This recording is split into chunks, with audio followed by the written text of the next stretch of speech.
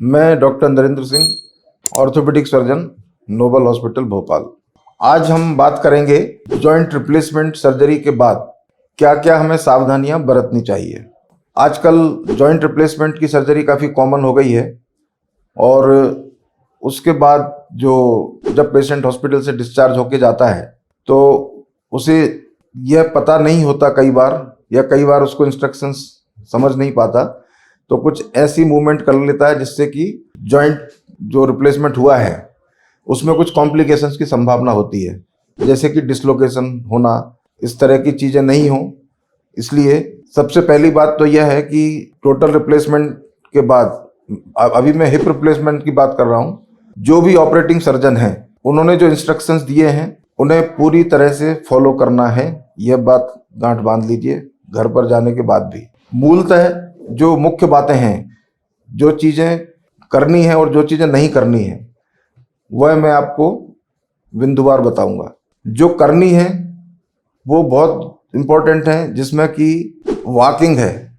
सामान्यतः अगर कोई कॉम्प्लिकेशंस नहीं होते हैं और नॉर्मल सर्जरी होती है, सब कुछ डिस्चार्ज समय तक ठीक रहता है, तो तीसरे चौथे दिन से पेशेंट को अस्पताल में ही खड़े करके चलवाने की प्रैक्टिस शुरू करवा दी जाती है। सपोर्ट के साथ, वॉकर के सपोर्ट से पेशेंट चलता है। यही चलने की प्रक्रिया सपोर्ट के साथ में ये घर पे भी करना बहुत ज़रूरी होता है। यदि हम चलेंगे नहीं, मसल्स की एक्सरसाइज नहीं होगी, तो मांसपेशियां वीक होने से हिप रिप्लेसमेंट का जो फ़ायदा है वो हमें पूरी तरह से नहीं मिलेगा। जब ये जो चलने की स्थिति है, जिसमें कि किस तरह से चलना है, किस तरह से बैठना है, क्या नहीं करना है, ये चीज़ें भी बहुत इम्पोर्टेंट हैं। जो नहीं करनी है उसमें रोटेशन वाली मूवमेंट है, जैसे कि पैर को अंदर की तरफ मोड़ना, बाहर की तरफ मोड़ना, पालती मार के बैठना, ये मूवमेंट नहीं करनी है। इसमें डिसलोकेशन के चांसेस काफ़ी ज़्यादा होते हैं। लेग क्रॉस नहीं करने हैं, जैसे कि हम जब कुर्सी पर या स्टूल पर बैठते हैं तो एक पैर दूसरे पैर की तरफ क्रॉस करके घुटने के ऊपर घुटना रख के बैठ जाते हैं, ये मूवमेंट नहीं करनी है। जब हम बैठें पलंग पर या सोफे पर, कूल्हे की ऊंचाई घुटने की ऊंचाई से ज़्यादा होनी चाहिए। इसका एक सिंपल तरीका होता है कि जो सोफे या उसकी पलंग की जो सामान्य ऊंचाई होती है उसके ऊपर एक तकिया रख लें और उस पर बैठेंगे तो घुटने की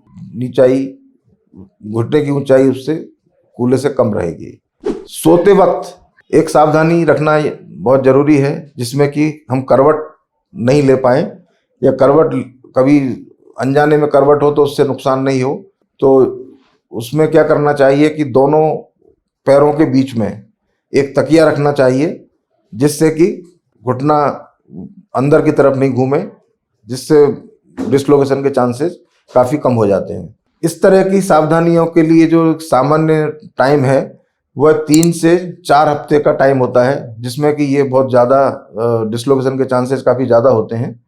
इसलिए ये सावधानियां स्ट्रिक्टली इतने समय तक तो फॉलो करना निहायत ही ज़रूरी है।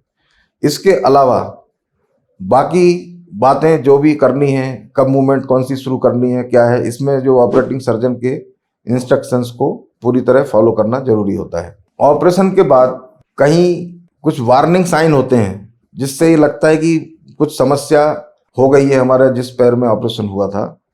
उसमें सबसे प्रमुख सिम्टम होता है दर्द। यदि अचानक उस पैर में दर्द होता है, कूल्हे में दर्द होता है, तो हमें तुरंत डॉक्टर की सलाह लेनी चाहिए, जिसमें कि डिसलोकेशन के चांसेस हो सकते हैं और मूवमेंट रिस्ट्रिक्ट हो जाती है, काफ़ी सीवियर पेन होता है। इसमें तुरंत हॉस्पिटल जाकर अपने चिकित्सक की सलाह लेना जरूरी है। मित्रों, यदि यह वीडियो आपको पसंद आया हो तो लाइक और शेयर करें। धन्यवाद।